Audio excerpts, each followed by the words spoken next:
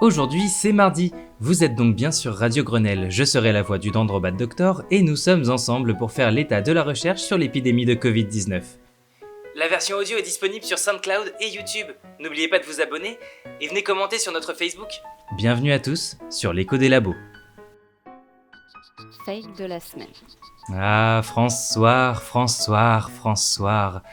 Tu n'en rates pas une, pas vrai? C'est qui ce François? Oh Michel, tu me saoules déjà. Pour tous ceux qui se tiennent loin de ce blog, Et vous avez raison. la dernière nouveauté en date pourrait se résumer Le à... Royaume-Uni et Israël vaccinent beaucoup. Et ils ont des pics de contamination alors qu'en plus ils sont en confinement. C'est donc bien que le vaccin donne le Covid. Ou alors... C'est donc bien que le vaccin ne marche pas. Vous pouvez choisir votre préféré. Du coup, on va faire des rappels. Comme pour les vaccins, Michel, ta gueule. Déjà, le virus a une période d'incubation. Si Roger vous tousse dessus à la pause café, Bonjour Roger. Bonjour. vous avez le temps de le filer à Micheline, Bonjour Micheline.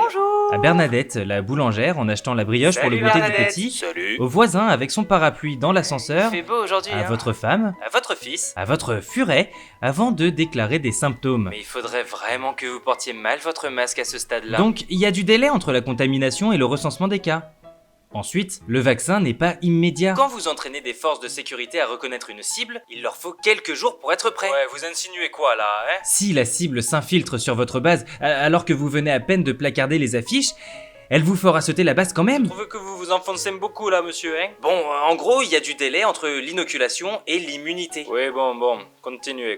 Pour finir, le vaccin n'est pas la potion magique de Panoramix. Oh, ça va, faites pas genre. On le sait car les pourcentages ont été rabâchés à longueur de journée. Il y a une fraction de non-répondants. Faible certes, mais à l'échelle d'une population de plusieurs millions, ça peut suffire. Une fois cela dit, regardons les chiffres de plus près. J'ai pas mes lunettes. Déjà, les pics mentionnés datent des environs du 26 et 27 janvier, Depuis, le Royaume-Uni est passé d'environ 29 000 cas par jour à environ 12 000. et Israël de 8 000 à 4 000 cas par jour environ. Bon, Mais surtout, rappelons-nous que les malades du 26 janvier sont contaminés environ 3 semaines avant. aux alentours donc du 3 janvier. Et quelle était la proportion de vaccinés à cette date? Environ 4,3% pour Israël et 1,4% pour le Royaume-Uni. Et quelle était la proportion de vaccinés complets à cette date? Vous savez ceux qui ont eu les 2 injections là? Eh bien, pratiquement zéro au Royaume-Uni. Puisque les premiers vaccins ont eu lieu le 8 décembre, Les secondes doses ont commencé le 29 décembre. Et absolument zéro pour Israël, puisque les premiers vaccinés ont eu lieu le 19 décembre. donc pas de dose avant le 9 janvier. Bah oui, mais c'est bien trop long! Je sais, mais pour l'instant on n'a rien de mieux. Découverte de la semaine.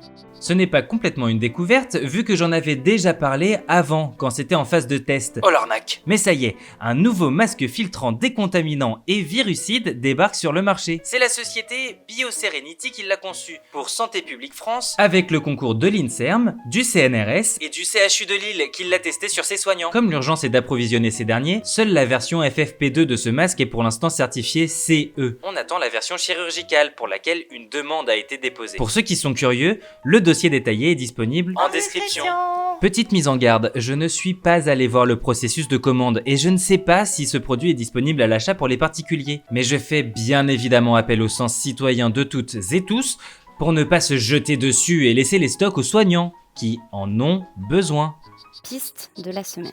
Chien. Il y a plusieurs mois, j'avais évoqué le fait que l'école vétérinaire de Maison-Alfort menait des essais pour dresser les chiens à dépister le SARS-CoV-2. Les tests de grande ampleur vont démarrer avec 2000 jeunes volontaires et conjointement avec l'APHP. Les résultats sont attendus sous 15 jours à 3 semaines. Dixit le docteur Constance Delogère, virologue de Saint-Louis, dans une interview que je vous glisse en description. Si les résultats sont probants, il pourrait être démocratisé et accélérer le dépistage. Les chiens établissant leur diagnostic en moins de 60 secondes. Je rassure les amis des bêtes, la transmission de l'humain au chien est rarissime et aucun canidé n'a jamais présenté de signes cliniques. Impasse de la semaine. Herbe à pic. C'est pour fumer? Ah non, c'est juste une herbe avec des pics. Vous avez été plusieurs à me demander mon avis là-dessus.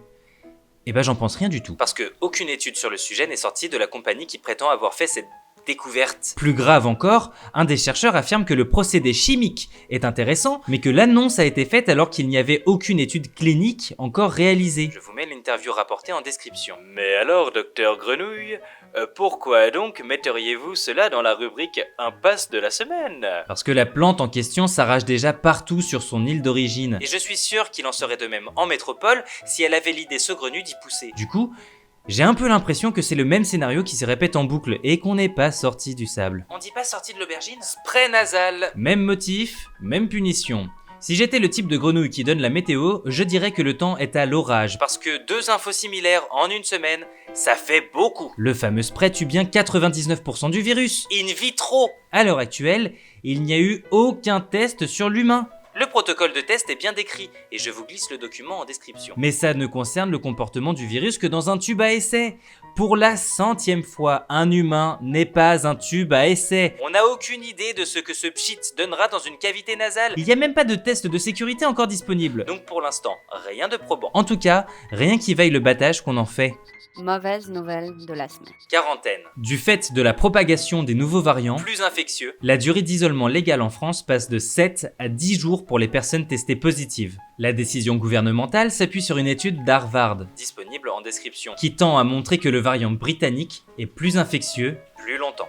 Effets secondaires. Les soignants boudent le vaccin d'AstraZeneca En raison du nombre d'effets secondaires. s'ils ne sont pas particulièrement longs et qu'il n'y a à ma connaissance pas de cas sévères recensés. Mais on attend le premier rapport de la pharmacovigilance, donc je peux me tromper. Ils sont surtout assez fréquents pour poser de gros problèmes logistiques dans les hôpitaux qui vaccinent à tour de bras. Et dont le personnel ne peut pas se permettre d'être en arrêt tous en même temps. La raison de ce surnombre d'effets secondaires par rapport au vaccin à ARN est inconnue, mais une piste est évoquée. Il est principalement destiné à une population plus jeune, qui réagit plus car son système immunitaire est plus performant. Dans tous les cas, tout le monde attend avec impatience les rapports de pharmacovigilance qui permettront d'y voir plus clair. Pour info, il y a un rapport toutes les 3 semaines environ. Ah, comme moi. Bonne nouvelle de la semaine. Covid long, Enfin, une reconnaissance officielle pour les patients atteints. Le trouble qui concerne environ 10% des patients 3 mois après leur guérison de la phase aiguë. a fait l'objet d'une résolution adoptée ce mercredi à l'Assemblée. Concrètement, ça veut dire Encourager la recherche sur ce trouble faciliter sa reconnaissance en tant que maladie professionnelle, et améliorer la prise en charge des patients. Un texte qui ouvre la voie à d'autres, notamment à une proposition de loi sur la création d'un fonds d'indemnisation pour les malades les plus sévères. sur le modèle de ce qui avait été fait pour l'amiante. Le texte avait été rejeté par la Commission des Affaires sociales le 10 février. Mais cette résolution vient lui donner du poids pour son nouveau passage. À suivre donc. Qu'est-ce que putain de quoi?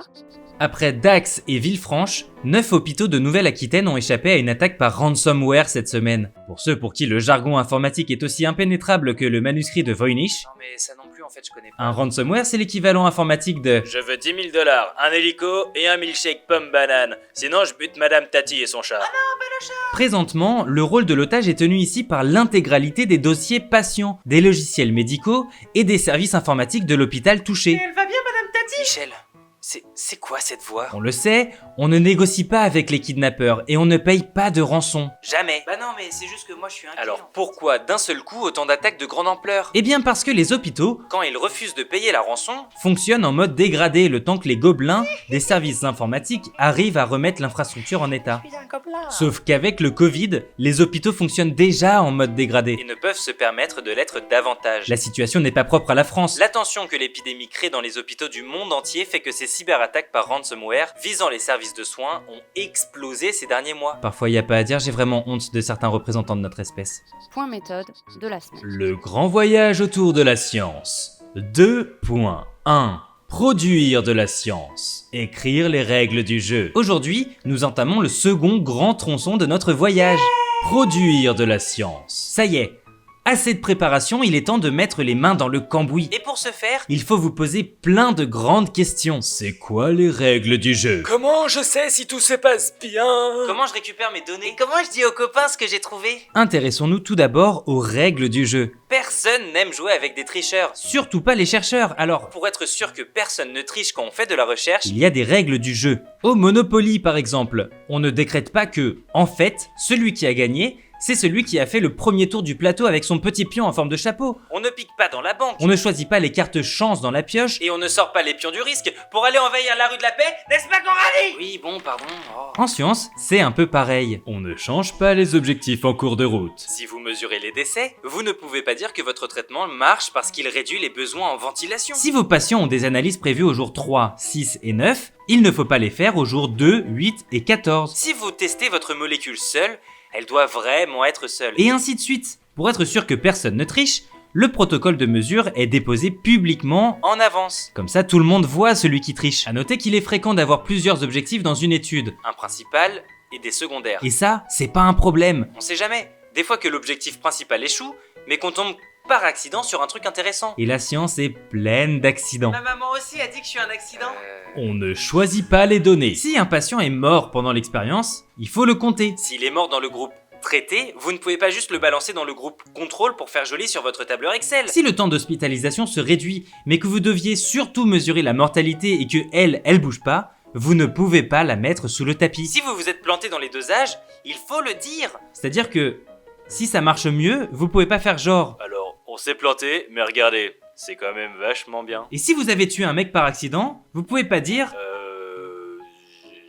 Non, vous le déclarez et vous appelez le service juridique. On n'agresse pas les autres parce que les règles ne nous plaisent pas. Pour être honnête, j'aurais jamais cru vous dire ça avant la pandémie. Mais les chercheurs sont des humains. Il n'y a aucune raison que nous échappions à notre quota de sale type. Et l'épidémie a mis à jour la face sombre de certains collègues. Du coup, on rappelle la base. La méthode, c'est la méthode. Si on veut changer la méthode, on doit apporter des preuves que ce que l'on propose marche mieux. Et ça arrive très régulièrement. On ne s'affranchit pas de la méthode juste parce que ça n'arrange pas notre carrière, notre foi ou notre ego. On ne lance pas des campagnes de harcèlement, de menaces et d'injures contre les collègues qui disent que nos travaux sont tout pourris. On ne déclare pas que le consensus c'est pétain juste parce qu'on n'est pas content que les autres joueurs vous rappellent que celui qui enfreint les règles va se retrouver banni de la table de jeu. N'est-ce pas, Coralie? Oui, bon, ça va, c'est bon. Oh. Parce que en science, on se plante tout le temps. Et c'est pas grave. Il y a celui qui compte mal ses points au dé, Celui qui se trompe de sens sur le tableau, celui qui oublie qu'il devait passer son tour, celui qui croyait sincèrement que je pouvais rejouer après un 6.